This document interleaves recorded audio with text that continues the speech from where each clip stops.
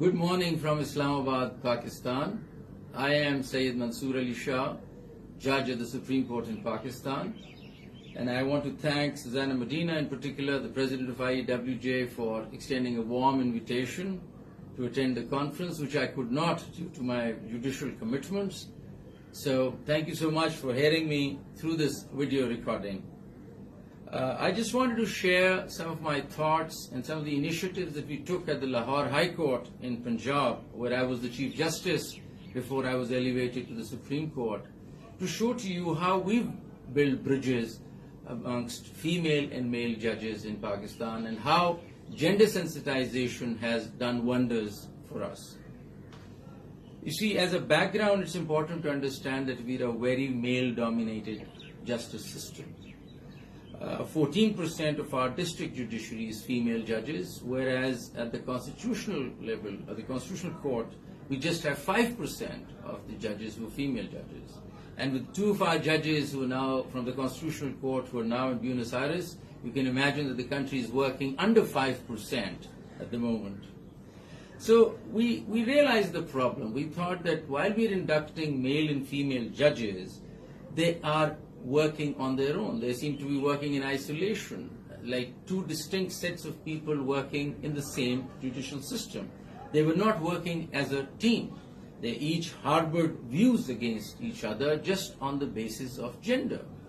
They thought that they were male judges and they had all the positions, they had all the administrative positions, all the important cases were going to them, and the female judges thought that they were somehow treated as lesser judges because they were not given the assignments they were supposed to be given, they were not marked important cases, so there was a bit of a dysfunctional relationship between the two. We thought it was not good for the justice sector because if both the judges who are equally able are going to work like this, we cannot possibly deliver justice and have an efficient justice system. So we thought of looking into the concept of gender sensitization. And we thought that this characterization that we seem to have built on the basis of sex alone has to go. We need to start thinking of the person, we need to start thinking of the ability of the person rather than the sex itself. So we reached out to ADB and then also to IAWJ, and I must thank them for the great effort they've done in helping us understand the subject, the issues, and help in changing our mindset. So we started working on both the tiers. We thought we'd look at the workplace and see the gender issues at the workplace as well as in the courtroom, because how a judicial mind also have to have gender sensitivity in the courtroom. So first, let me just share with you the workplace concept.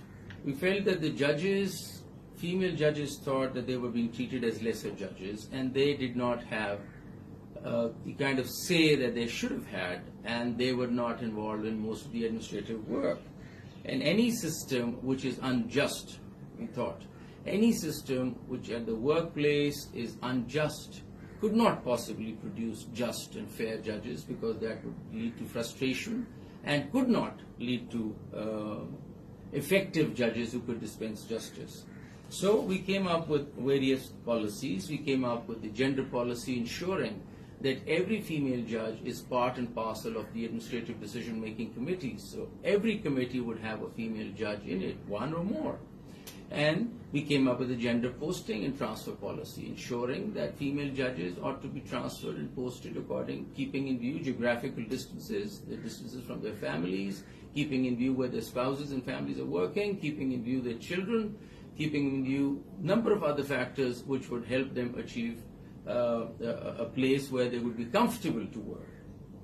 We also looked at the international training, the local training, the international conferences, and ensured that female judges would be part and parcel of any delegation, any training program, and be a part and parcel of it.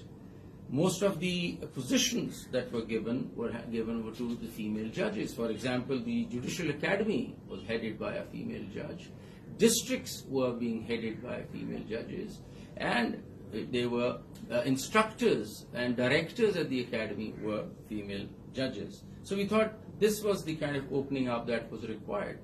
Once the judicial reforms started at the Lahore High Court, we ensured that in the think tanks that we constituted, we had all tiers of female judges as part and parcel of the reform agenda, so that we realized what issues are being faced by female judges, and they could not be left out at the stage of reform at the High Court. So this was the kind of overall opening up where we brought female judges into the limelight, into the positions that they deserved to be in, and that kind of started developing a mindset that we all have to work together. That was connecting the dots and building the bridges between male and female judges.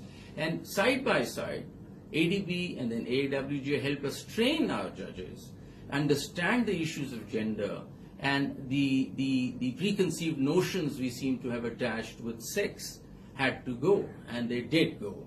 And I think a very good example of this opening up is the fact that 20 of our judges are with you right now in Buenos Aires, which itself marks the fact that we've started looking at things very differently. This is perhaps the largest delegation that has come out of the country, and I think I'm very proud of this fact.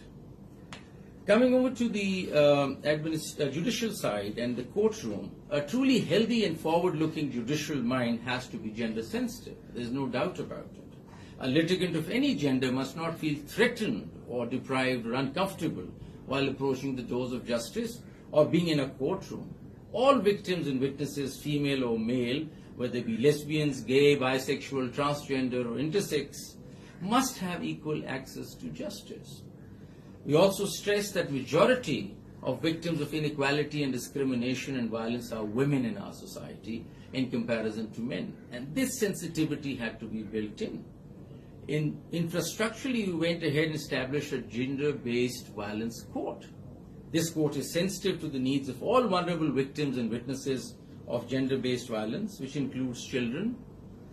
GBV courts the victims are greeted and assisted by female support officers. They can give their evidence using a TV monitor without having to be in the courtroom.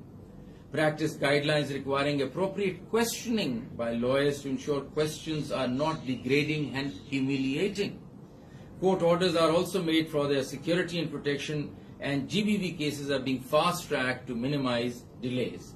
Similarly, we've established child care courts to ensure that children who are offenders are also treated with sensitivity throughout the process. Justice Alia Neelam, who's there from the High Court, is monitoring these courts and doing a wonderful job at it. So in the end, I would like to say that the 20 female judges from the districts are here with you, and everyone has a story to tell. I encourage them to frankly share their sense of empowerment with you all. The 2 High Court judges will tell you how they played a pivotal role in redesigning administrative structures of the court hand in hand with male judges. Justice Aisha Malik, who's there, is one of the leading lights that has brought about this change, and my salutes to her too. I think we're getting there. I'm very sure that we've got there. Thanks to the wonderful support and encouragement of IAWJ. Have a wonderful conference, all of you. All the lady judges from Pakistan, we are very proud of you. And it's a privilege to have worked with you. Don't forget to take time out and enjoy Buenos Aires. God bless you all. All the best.